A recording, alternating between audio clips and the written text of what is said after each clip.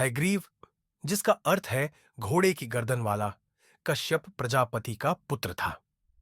अपनी महान तपस्या के माध्यम से उसने देवी से वरदान प्राप्त किया था कि उसे केवल एक अन्य हयग्रीव द्वारा ही मारा जा सकता है। वरदान ने उसे अजेय होने का एहसास कराया और परिणाम स्वरूप उसने देवताओं को परेशान करना शुरू कर दिया, क्योंकि उसे एहसास हुआ कि वे उसे नहीं मार सकते। देवताओं ने विष्णु से मदद मांगी, लेकिन हयग्रीव के साथ लंबे युद्ध का कोई नतीजा नहीं निकला और इससे विष्णु केवल थके और निढाल हो गए।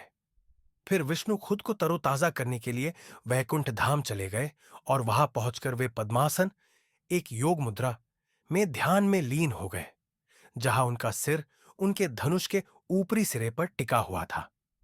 इस बीच हयग्रीव से दुखी देवता फिर से मदद के लिए विष्णु के पास गए, लेकिन वे उन्हें गहरे ध्यान की अवस्था से नहीं जगा पाए।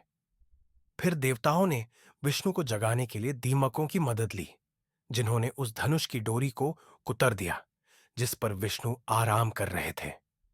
धनुष की डोरी के टूटने से ऐसी गूंज पैदा हुई कि पूरा ब्रह्मांड कांप उठा और डोरी टूटने पर इतनी जोर से भगवान विष्णु के सिर पर लगी कि वह उनके शरीर के बाकी हिस्सों से अलग हो गया।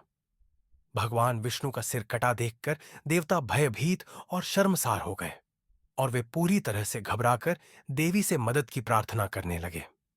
उनकी प्रार्थना से प्रसन्न होकर देवी ने देवताओं से कहा कि उन्हें डरने की जरूरत नहीं है, क्योंकि इस ब्रह्मांड में कोई भी घटना बिना किसी उद्देश्य के नहीं होती। फिर उन्होंने उन्हें असुर हयग्रीव को दिए अपने वरदान के बारे में बताया और उनसे कहा कि वे भगवान विष्णु को एक घोड़े का सिर लगा दें, ताकि वे हयग्रीव के वेश में असुर हयग्रीव का वध कर सकें। इस प्रकार भगवान विष्णु ने घोड़े के सिर वाले का रूप धारण करके असुर के साथ युद्ध में प्रवेश किया और अंततः देवी की कृपा से उसे मार डाला।